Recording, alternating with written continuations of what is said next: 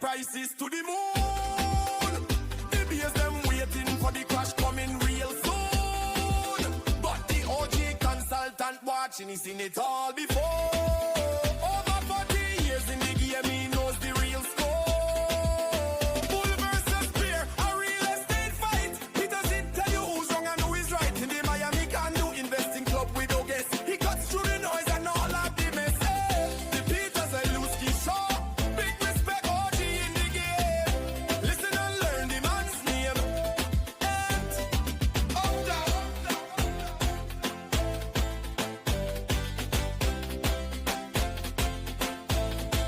Peter Zalewski Show.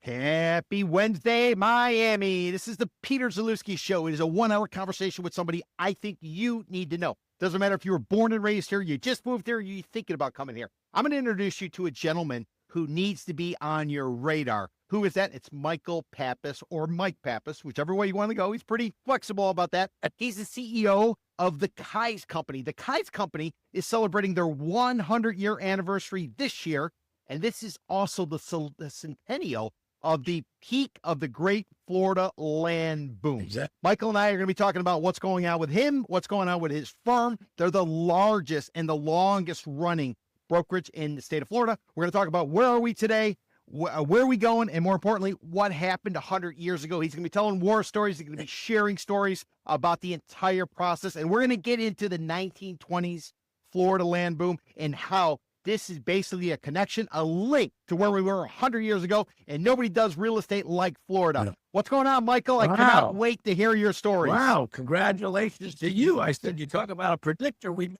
20 years ago when you were predicting the big down cycle. You had the tea leaves right. So I'm impressed. You've been continuing your path and been given great advice over all these years. You know, Michael, I've been doing tours. I take people on tours, and we wander around different neighborhoods. I show them condos, teach them about condos, stuff like that. One of the things I'm increasingly working in is the history of a neighborhood, and this is the 100-year anniversary of basically the peak of the Great Florida Land Boom. It was Fisher, economic changing. Yep. Coral Gables, Merrick, Boca Raton, Addison Miser. I mean, you got it all. I mean, we do have a unbelievable boom bust cycles. Because everybody's been promising us the promised land, we may be at the promised land now. I always say my dad, may rest in peace, he passed away about 14 years ago. He wouldn't believe these numbers today, but it was the vision of the past pioneers. We and you and I get to live today. It's absolutely amazing. Michael, I want to get into the Kai's Company. I want to talk about the history. I want to talk about way back in the day, 100 years ago, when a guy called George Merrick, he had a bunch of buses. He was picking people coming out of the Royal Palm Hotel, taking them to his idea of Coral Gables. I want to talk about a place called Hialeah. I want to talk about Miami Springs. I want to talk about Pan Am Field and how it turned into Miami International Airport. I want to talk about all of it. But before we do, I want to introduce you to the audience. I want the audience to know who you are, and I want them to get a real good sense of maybe what you're all about. Right. You know, you're born and raised here, how you kind of grew up, and then if you could talk about your firm, what you guys specialize in, what you're doing, and how the hell are you still standing 100 years later? Yeah, we're blessed. I mean, we're a born and bred local firm founded in February of 1926. It's called. We say we have 4 names. Kai's is the spell. You take the K off, you got eyes. But people call us the Keys Company. They call us the KS Company because of the Latin influence, and they've even translated to Yahweh's Company. So we have 4. Yahweh, there you go. So I've even seen Kai's Largo instead of Key Largo. They've taken our name and gone down. So there was a man with that boom. You talk about Merrick, 1,500 acres. Said, I'm going to have the first planned community, and spent more money than Disney did in promoting Coral Gables, built the big houses on the main street. So it was like a facade. It was really brought in a previous presidential candidate to do his sales. And so it was really a remarkable time in South Florida. The railway had come through some 20 years. Vizcaya, Deering, The Deering heir had built this Gaia, a mansion, the Brickell family. So those were the burgeoning years. But mosquitoes, no air condition, and swamps, and no drainage. And so what happened, and you know the story, he opened up in February of 26. The Biltmore had just gotten finished building. They did it in 11 months, had a moat around it. Was building canals out to the water there. I mean, it was really phenomenal stuff. And then September of 26, a direct hit. One of the devastating people passed away and just sent Miami and South Florida and that whole land boom into the Great Depression early. And people just left because they couldn't handle the devastation and the difficulty at that time. So Ken moved into property management at that time. And then you had the whole depression that was, the 30s. And then you had the war in the 40s. And so he got into handling properties and government for the war. A lot of the Art Deco buildings on Miami Beach were where the Navy and the armies came in, and that brought sand in their shoes to those veterans. And then after the war, we really started seeing the boom of the 50s. And we talked about it a little earlier. That's where Port St. Lucie, General Development, Cape Coral, some great big land developments got opened up, and we're selling lots. And that's the 50s model. So we navigated through. Ken Keyes was actually the National Association of Realtors. I just said this to a meeting. He was involved with Pappas, which is an international. I got oil money in the 60s and did investments here. Actually, Keyes in the 60s had an office in Beirut, Lebanon, because they were bringing the money over there. And when I was a kid, my dad joined the company in 62. It finally closed down and said the Beirut office closed down for the duration due to the war. So quite a history in quite Cuba. I don't want to get into that, but our past president, Fred Smith, we were just talking to his daughter that still works for us. These guys would be 100. The second generation, Ken Keyes, would have been 120. He was born about 1900. And her father, Fred Smith, was going to Cuba and doing a lot of investments. You talk about a location, Wellington was done originally by some Cuban, bought the land out there, the equestrian market, and then that fell, and the monies dried up, and we had that whole impetus of movement. So I always say this, Peter, if you want a city that's been through changes, dramatic changes, Miami, let's talk about Miami. In 1960, less than 5% of the population was Hispanic. Today, it's 70%. And I always say, we're the future because we live together, we understand the different cultures, and you're able to succeed, whereas most places are still struggling with change and being progressive into what I call the new world is today. And I think that's why you guys have navigated for 100 years, because the vision and the foresight. And I'm not known for blowing smoke, let me tell you. And I mean that with true sincerity, that type of vision to be able to understand kind of what's going on. Not everybody gets it. Mike, before we get into you, let me ask you a quick question. I know a bunch of people who are of Lebanese descent, right, that all live in and around, say, Coral Way, between Brickell and the Gables. Is that sort of, that was the thing? No, there was a little bit. There's the Lebanese. If you go into that, they were basically the merchants of the Caribbean. So the Jamaican, we didn't talk about that. You got Haiti. We're the diaspora of a lot of different countries. Venezuelans, Colombians. We can go on, and you know that. But huge Lebanese community right on Coral Way. The church there. Barquettes were the Barquette family.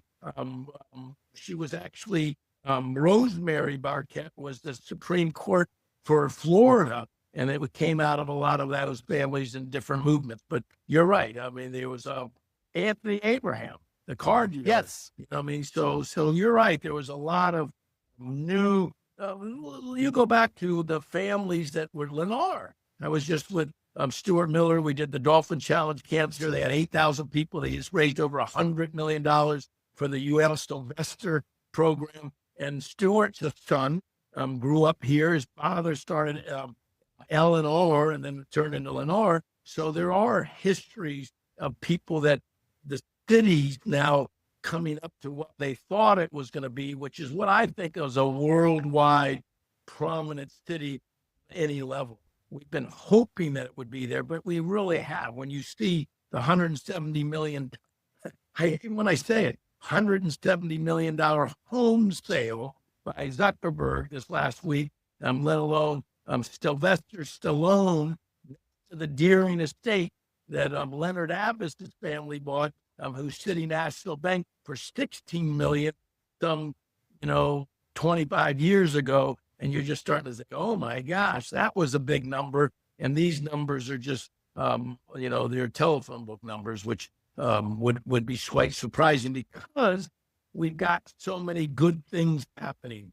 And I'd say this, Peter, people keep saying to me, well, is it prices peaked and everything else? And I do think, let me go back to I got started in the business in 1980, came out of college, went to work with my dad, and it was a blessing, although for a while there was a challenge. And then once he figured out that I wasn't going anywhere, we started working well together. But we were priced like Pittsburgh and Cleveland. And I kept going to these national meetings, and we're part of leading real estate companies in the world. My daughter's in Vegas right now, 550 firms, 130,000 agents. We're a shareholder of this network. And I kept thinking, why don't we like New York? Why don't we like LA? Why don't we like San Francisco? And a wise man said to me, because you still have land. They said, unless you run out of land and you get the demographic push, you won't see freedom of price. And we've hit specifically in Miami and Broward, got a little land up, and I know South Dade is still opening up. And that's even too. I mean, I know these farmers. It's $100 million of land sales, and they were farmers for, generations. And you could sell it 20 years ago, 30 years for $10,000 an acre. And so you're starting to see us really move into Tokyo, Hong Kong, Singapore, Paris. Really one of the premier cities in the world. And if you compare us to those, we're still a bargain. But we definitely, like Toto and Kansas, we've clicked our heels and we're no longer in Kansas. And so we definitely have moved into the stronger priced model of the United States. No, quick question. I want to get into you, but quick question, because you kind of raised it. So if you kind of look at the broader geopolitical investment destinations, 3 cities primarily have kind of dominated in terms of long-term. They would be Singapore, they would be Dubai, and they would be Miami. There's been a lot of talk this week because of what happened with the U.S. attack on Iran. Iran returning fire hitting Dubai. And some are claiming that this bubble, this insulation has been pierced. And if Dubai goes by the wayside now, if you kind of go by the school of thought, you only got Singapore and you only got Miami. Do you have any kind of thoughts on that? Well, I heard Bruce Berkowitz. So this was probably 10, 15 years ago. It's funny you said that. You nailed it right.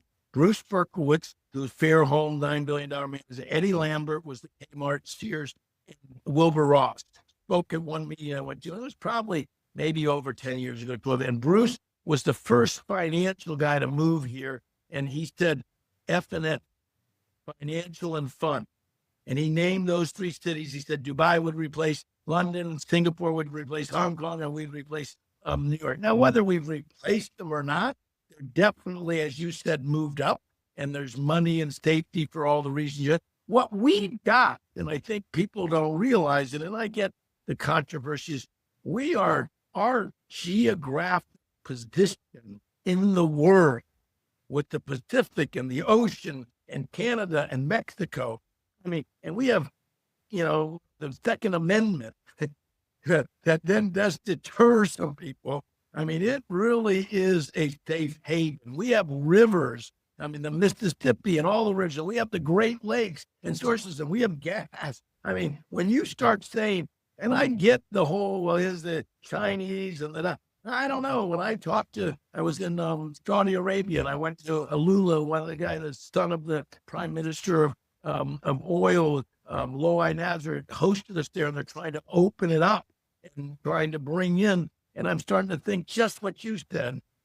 It's an easy bet for us to keep getting monies coming in for the long term, because it is a safe haven, it is protected, and there is no other power in the world, whether you like it or not, whether it's controversial. So my answer to you is it'll still flow for a while, and probably in my lifetime, in my kids' lifetime. I don't know about my grandkids. Got it. Speaking of that, okay, so tell us your story. You're a unicorn. You're born and raised. Yeah. Increasingly, we got people born and raised, but there weren't a lot when I got here 30-something Yeah, years ago. my dad was smart. He was in Detroit, grew up in Detroit, 1920, went through a depression, went to the war. And I said, why did you move to Miami? And he goes, Houston, Puerto Rico, or Miami. He said, I could have been a Puerto Rican. I mean, why Puerto Rico? And he said, well, it was the 10 years of no tech. And so he thought, and he says, I just needed to get to warm. And I don't think I was in Chicago yesterday. We talked about your hometown. Are you a Cubby or a White Sox fan? Oh, no, definitely Cub fan. I went to high school 2 miles down from Wrigley, and I was on the baseball team. And our school didn't have batting cages, so during the winter, there's a bar catty corner from Wrigley where they had batting cages. So we would practice all winter going up there, but it was too cold. You can't play baseball. You can play like 3 months a year. No, that wind. I mean, and the coming off the lake. And so that's, I think, so that demographic shift. And let's talk about that a little bit, about values here for South Florida. So I went to the same kindergarten through 12th grade school. My kids went to the same school. I live in the same neighborhood. I met my wife in 9th grade when I was 14 years old. And we've been married 45 years. We got 12 kids. And our business is that we have 50 offices, about 4,000 agents in South Florida. And I think very community minded, in the sense that my Ken Kais, our founder, said, give to the world the best you have and the best will come back to you. And I think it really is about the journey of partnering with people, our agents, our management team, our people. It seems like you have to pivot. We have a mortgage company, a title company, an insurance company, property management. Adds on, our margins are terrible. If you're not the son, I'm an SOB, son of the broker. And I think if you're not the son, you'd say, why would I be in the brokerage business? Because the fees, easy entry, easy exit, and then everybody can open up. But with saying all that, we are in one of the premier locations in the world. Think about this. I always say this, I don't know if you see my phone. This is New York City. This is Montauk. This is 118 miles by 10, 15, 20 miles. There's 8 million people in Long Island, on Long Island. Turning, Jupiter, Homestead, 118 miles. Everglades, Ocean, 10, 15 miles. There's 6.5 million people here. My question is, who's going to win? And great point. And as long as we keep getting the demographic growth, and when I tell you, prices will stop when people stop coming or it snows. So as long as we got the weather and we get this demographic shift, and realistically, you've been here, Peter. How long have you been here now? 30-something years. I got here in 93. Yeah. So we've never, you start looking at the sales tax. It was eliminated on leases. For us, we have 50 offices. I mean, it saved us hundreds of thousands of dollars. And we were only one of those states. I went to Chicago yesterday. A very wealthy guy, watched some properties here. He's in Rockford, Illinois. He's on his deathbed.